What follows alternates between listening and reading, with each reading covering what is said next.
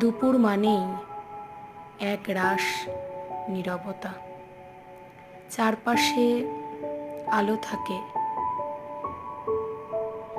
কিন্তু ভেতরে কেমন একটা শূন্যতা।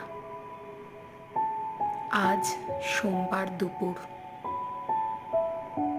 আমার এখন জানলার পাশে এক রাশ রোদ আসে, কিন্তু তুমি তুমি আর আসো না।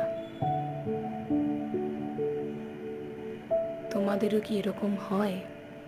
কমেন্টে জানিও যদি হয়। তুমি যদি কাউকে মিস করো অবশ্যই জানিও তাহলে।